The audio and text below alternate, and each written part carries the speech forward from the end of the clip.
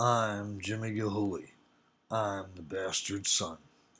January 14th, 1952. That was the day the shit hit the fan. I was born.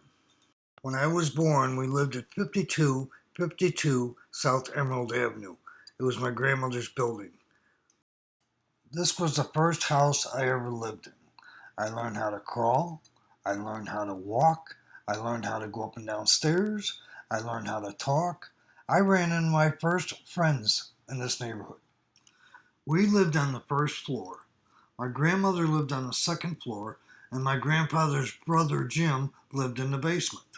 I remember running down the basement all the time and hanging out with my grandfather, his brother, and Rocco, Shorty, from across the street. What a great time that was. I remember when I was little, I'd come down the basement and Shorty and Rocco would be there, my grandfather, his brother, and these guys would turn around to me and look at me and say, "Hey, old timer, how you doing?" I'd go down the basement, my grandfather was there, and I could grab tools. I could do anything, and that guy wouldn't say shit to me. That was a great time in my life. How soon did I realize that was going to end? We moved to this house that's in the middle. It was 324 West 145th Street in Riverdale. On the right side of us, we had Bill Harders. He worked for the railroad. My dad worked for the railroad. He was an engineer. And the funny thing about it, that house on the left side of us, Mrs. McDonald lived there. She was a retired nurse. This house was my nightmare. I was about 4 years old when we moved into this house, and that's when the beatings started. I remember the first beating. Me and my brother did something, and my dad told us, we went in the bedroom, and he says, "Take your pants down." So my brother took his pants down. He says, "Now lay on the bed." He laid on the bed, and he took his belt, and he says, "Ksh," slapped him. He told him, "Okay, now get out of here," and closed the door on the way out. Then it was time for me to get my ass beat. Told me, "Pull your pants down, lay on the bed." I pulled my pants down, laid on the bed. Next thing I know, I started feeling not just the belt, but the belt buckle. And I mean, this hurt me so bad. I finally climbed off of the bed and got into the closet. And we had a closet where you'd go in one door, and 6 feet later, you'd come out the other door. It was like two sliding doors to the closet. And I was in there, and he was just trying to beat the shit out of me. And I could hear my mom on the outside. "Stop! Eddie, stop! You're going to kill him!" She couldn't get in the bedroom because he had the door locked. This guy was trying to kill me. He'd come to one end of the closet, and I'd run to the other. He'd open up that door, and I'd run back to the other side. He finally got tired of running back and forth.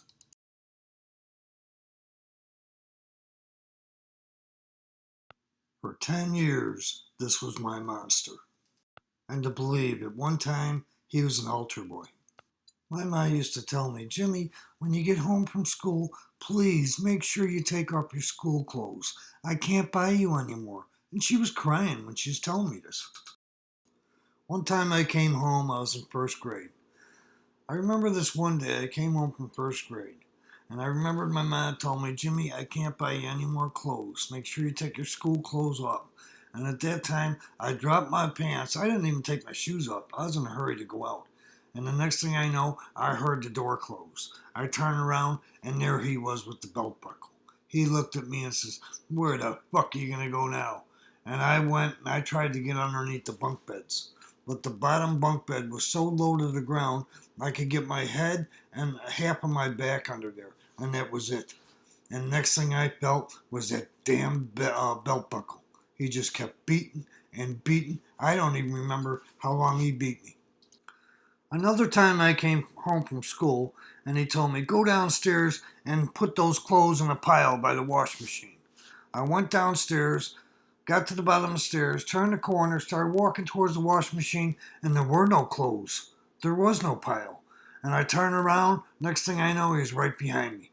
And he says, "Where the fuck are you going to go now?" The only place I could go was behind the wash machine, the hot water tank, and the furnace. And there was about a foot and a half, maybe 2 foot room between all three of them. And he tried beating me, and I moved behind the furnace and the hot water tank. He couldn't reach me. He runs to the other side, and now I got to back up over the power cable and the ground wire that went to the furnace. And then he comes back around the other side, and he kept doing this, and I just kept getting hit. But not in the ass, I kept getting hit with the belt buckle in the head, the neck. After getting a couple of hard whacks to the head with the belt buckle, I told myself, I gotta get out of here. And I made a beeline for the stairs. But I knew when I got the stairs, I had to stop because I had to go the other way, up. So when I stopped and started heading up the stairs, that's when he got me as I was running up the stairs. He hit me in the legs with the belt buckle. I tried never going down that basement again. My siblings didn't know half of the beatings I got from this son of a bitch. Mrs. McDonald's used to come in handy because when he'd beat me, they'd send me next door and she'd put butterfly stitches on me or try to cover up the beating so when I went to school, nobody knew anything about it. I remember a few times he'd be in there beating my mom and I'd run in the bedroom, jump on top of him, try to scratch his fucking eyes out. He'd throw me, I'd hit the floor, boom, I'd jump back up, jump right back on top of that son of a bitch. My God, this guy hated me. I remember one night I sat down for dinner with my family, and my brother was next to me. I was stuck in the corner. My two sisters were across from me on the table, and my mom was at the end. And I was already crying about something, but what reason, I don't know. And he turned around and says, I said eat that liver. And I turned around, I lifted my head, and I was still crying, and I looked at him and I says, but I don't like that liver. And at that point, whack! He hit me as hard as he could, open hand. I wound up falling into my brother. My brother turns around and pushes me right back up, so I'm sitting straight up again. And next thing I know, I look across the table and I see a blurred vision of my two sisters. And I was looking for my oldest sister, and I looked in her eyes when my eyes cleared, and I looked at her like, aren't we all in this together? And the next thing I know, whack, he hit me again. And after that, I don't know how many times that man hit me. This one night, my father pulls up with the train out in front of the house. He climbs down the train, climbs down the hill, walks the 100 feet, goes into the house, and tells me, get your shoes on, I'm taking you to work. And I thought that was the coolest thing in the world. I was only in 4th grade. So my mom would say, no, he's got to go to school tomorrow. He says, I'll have him back in a couple hours. So he turns around, me and him go, we climb up on the train, and we start heading back towards downtown Chicago. That's where he ended his evening. I get in the train, there was a fireman there, an assistant for the engineer. My dad gets in the train, he starts driving off, I'm sitting in his lap. He puts a little engineer cap on me, and we're heading downtown. Everything was great. I thought, wow, man, ain't this cool? I'm driving this big-ass train. We were coming into the roundhouse at Randolph Street, downtown Chicago, and all of a sudden he stops the train, and he tells me, get out and throw that switch. I probably weighed about 50 pounds at the time, and I climb down the train, the fireman's right behind me, and I go up by the switch, and I grab this big-ass switch, and I'm trying to pull the switch up, and I was really busting my balls trying to do this. And I hear my old man yelling out the window, throw that fucking switch! And I'm trying harder and harder, and the fireman turns around and says, here, Jimmy, let me help you there. And my old man yells out the window, let him fucking do it on his own! And I just kept trying and trying, and then finally the fireman, he threw the switch. And he says, don't worry about it, Jimmy, this thing's hard. So then me and him go back to the train. He helps me get back on the train. I get up into the engineer's department, and that's all I hear for the next 15 minutes is him fucking yelling at me. You can't do anything fucking right. And the fireman that was there turned around and says, Ed, that switch was hard to throw. So now we wind up at the Randolph station. We get off the train. He checks out. We get in the car, and I thought we were going home. We leave Randolph Station, and he's got the car there. Now we get in the car, and we start driving back to our house in Riverdale. But instead, we stop in the old neighborhood at Puggy Ward's, this bar on the corner, and we sit in there for about 2 hours. Then we leave Puggy Ward's, and we drive out to 115th Street. Mrs. Gleason from the old neighborhood, she's got a bar there, and we sit there for about another 2 hours. Miss Gleason owned the bar. She wasn't downstairs at the time when we walked in. She was upstairs. So about 2 hours later, Mrs. Gleason came down. She seen me in the bar, sleeping on the table, and next thing I heard, her screaming at him, "What the hell are you doing with this kid in my goddamn bar? You know this kid's got to be in school in the morning. I want you to get the hell out of here, Eddie Goldie." And she took his drink off at the bar, and she told him, "Get out of here." Now it's about 12:30, 1 o'clock in the morning, and we start heading home. But nope, we wind up at another bar. We go to Redekins on 144th and Halsted. And we sit there until almost 3 o'clock in the morning. That's when they closed. And then from there, then we went home. From the time we left the roundhouse in downtown Chicago until I got home, I didn't say a word because I was afraid I'd get my ass beat. Well, he wound up losing the house, and the 5 kids had to get out of the house and go up to Chicago. Well, 4 of us went up to Chicago, and 1 stayed in Riverdale. My oldest sister stayed in Riverdale so she could go to Thornton High School. We lost the house in Riverdale, and 4 of the kids had to go up to Chicago. Me, Mary Jo, Eddie, and Terry. I went to St. John the Baptist. Mary Jo went to St. John the Baptist. Eddie went to Tilden, and Terry went to Tilden. I didn't get my ass beat as bad at this house. A simple reason, he was always on the road. He'd be 4 days out, 2 days home. 4 days out, 2 days home. This house here used to beat my ma's ass all the time. I remember one day I heard my ma in the front bedroom. That was above the front door, the right-hand window. And I remember coming in the bedroom when he was on top of her, beating the shit out of her. I jumped on top of him. By this time, I'm probably in 5th grade. I jumped on top of him, and that son of a bitch turned around and tried to throw me out the front window. I hit the wall, and then I fell to the ground, jumped back up, climbed back on top of the son of a bitch. He realized I wasn't afraid of him now. I remember in this house, my mom went back to work. She never worked in her life, but at this house, for some reason, she went and got herself a job. I think the end was coming. She realized their marriage was history. We lived in this house for maybe 2 years, and then we moved again. Next place we moved to was 725 West 54th Place. Funny, when I moved in here, then I had to transfer from St. John the Baptist to Visitation. But my younger sister didn't have to, so I don't know what that was about. I went to Viz for about a year, and then I was thrown out of Viz. And then I wound up going to Dewey on 54th and Union. And Dewey was 80% black and the other 20% Mexican or Puerto Rican. And that didn't work out good for me at all. So I used to ditch school. And I'd either go to the laundromat and hang out there all day or just anything. I just didn't want to go to Dewey. So I used to come home early and I'd find him upstairs drunk. And I'd be the only one in the house with him. I was 14 years old then, 13, 14, and he'd want to start beating my ass again. So I learned that I wouldn't go home. What I'd do is sit over in this alley, and I'd look between 2 buildings, and I'd look up at that window. And if I'd see him get up off his chair and go to the bathroom, I would go somewhere else. I wouldn't go home. This one day I was over in the alley, and I was looking through the gangways to see if he was home. And all of a sudden, these 2 kids come walking down the alley. And it was Chico and Peterson. And Peterson turned around and says, "Hey, Gahuli, I want to fight you." I says, "Peterson," I says, "I can't do that right now. I'm trying to do something." He says, "Gahuli, I want to fight you." I says, "Peterson," I says, "I have no reason to fight you."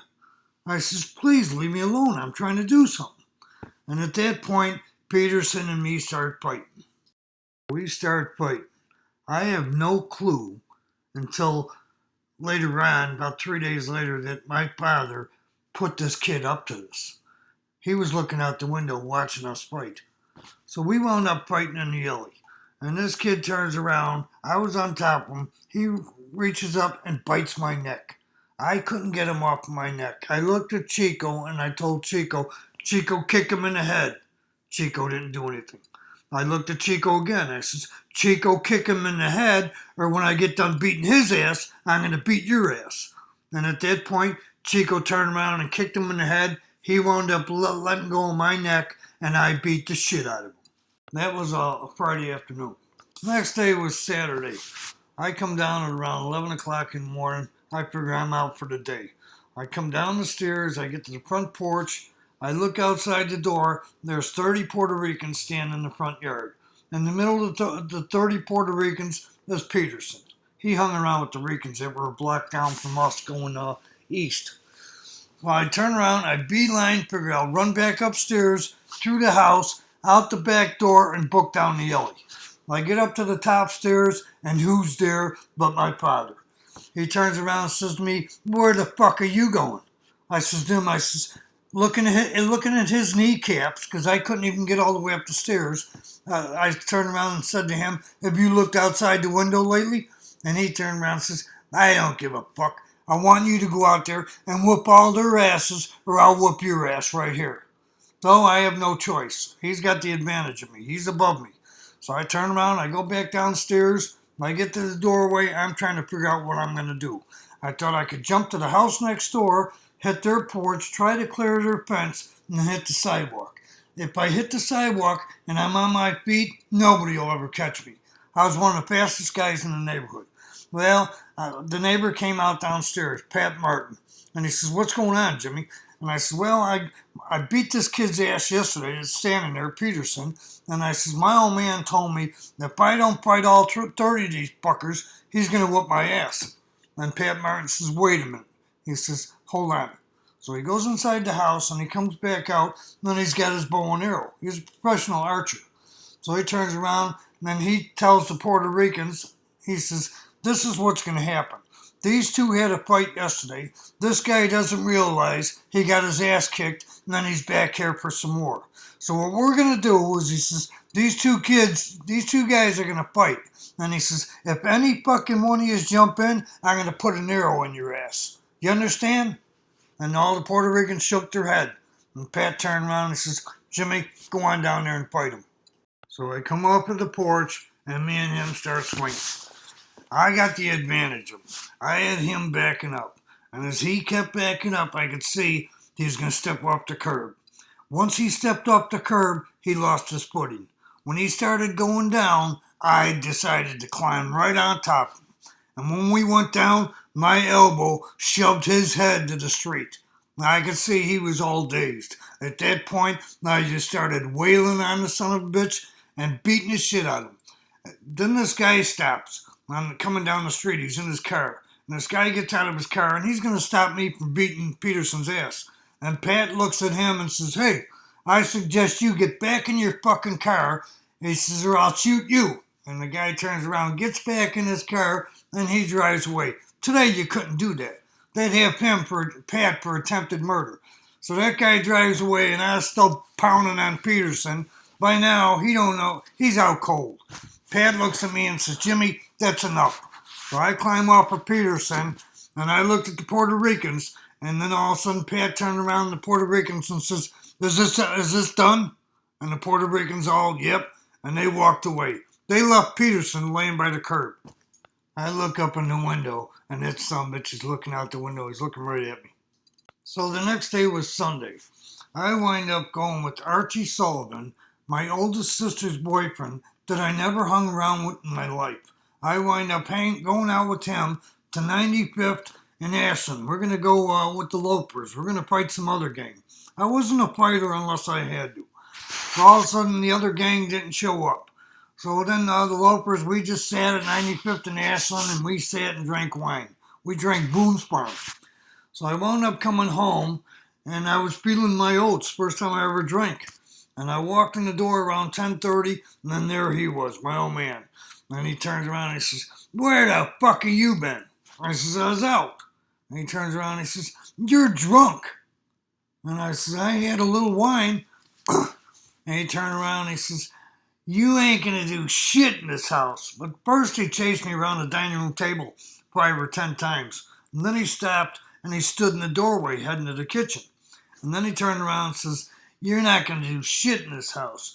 You're not gonna drink. You're not gonna get a drink of water. You're not gonna shit. You're not gonna piss. You ain't gonna do shit here." And at that point I says, "I'm done with this bullshit." So all of a sudden I turned around and I just ran towards him like a football player. And I hooked him with my shoulder, and I carried a 6'1", 175-pound